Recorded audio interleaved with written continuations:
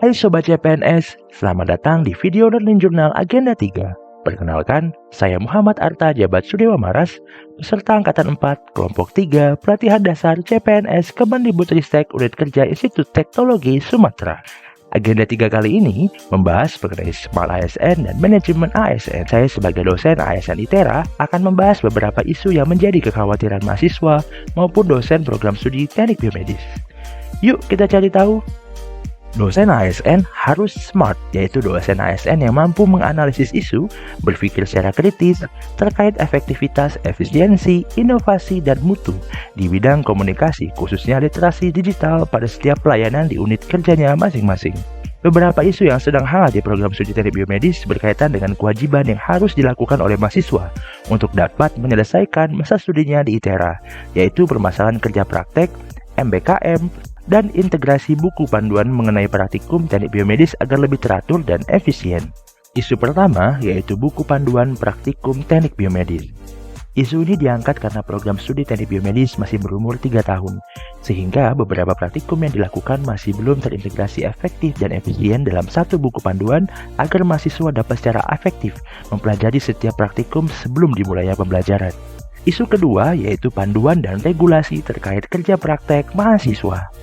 Karena mahasiswa teknik biomedis pada semester 6 akan datang sudah harus mempersiapkan diri untuk kewajiban kerja praktek, sehingga pihak program studi harus dengan secara cepat menyusun terkait buku panduan kerja praktek maupun regulasi persyaratan kepada mahasiswa.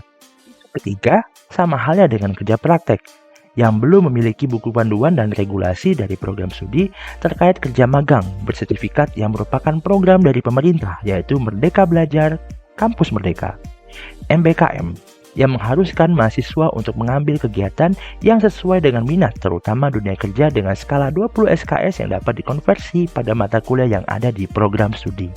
3 isu tersebut dilakukan teknik penampisan untuk mengetahui isu mana yang lebih urgent, serius, dan berdampak signifikan pada kegiatan suatu unit.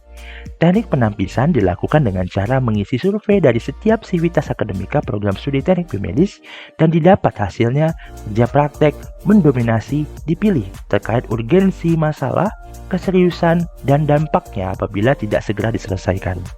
Kerja praktek dipilih karena masih bingungnya sivitas akan bagaimana prosedur yang baik agar menghindari kejadian kerja praktek yang tidak sesuai dengan visi misi program studi, jaga aset mahasiswa agar aman dalam bekerja dengan adanya regulasi yang jelas pada pihak pemberi kerja magang. Hal ini membuat kesesalan bagi mahasiswa karena belum jelasnya regulasi dan belum adanya panduan yang jelas. Dari isu tersebut, sebagai dosen ASN sudah sepastinya untuk memberikan solusi terkait masalah secara smart, yaitu dengan memiliki karakter yang efektif, efisien, inovatif, dan memiliki kinerja bermutu. Program literasi digital memberikan banyak manfaat terkait penyelesaian isu kerja magang, yaitu dengan menerapkan 4 pilar literasi digital, penggunaan Zoom teleconference, dan beberapa hal yang mungkin dapat diterapkan untuk dapat menunjang kinerja. 4 pilar literasi digital yaitu menggunakan Zoom teleconference dan diperlukannya pengarahan untuk menghindari work phishing berupa penipuan tempat magang yang mengeksploitasi mahasiswa yang tidak bertanggung jawab. Untuk itu, 4 pilar literasi digital diterapkan, yaitu dosen diharuskan dapat memanfaatkan modernisasi digital dalam upaya melatih skill baru untuk dapat diterapkan di kelas dalam menopang soft skill para mahasiswa. Selanjutnya, kultur digital, yaitu dosen mampu menguraikan, membangun wawasan kebinekaan yang dimana hal ini dilakukan untuk memberikan contoh kepada mahasiswa bahwa membangun jaringan yang kuat dan informasi yang tepat merupakan keunggulan dari individu emas dengan mencerminkan nilai Pancasila. Selanjutnya adalah etik digital, yaitu dosen mampu untuk memberikan contoh yang baik secara rasional dan dapat self-control yang baik dalam pengambilan keputusan, interaksi, partisipasi, dan kolaborasi. Yang terakhir, digital safety, yaitu di mana untuk senantiasa menjaga informasi pribadi ketika melakukan kerja magang nanti. Gimana? Sudah menjelas sekarang?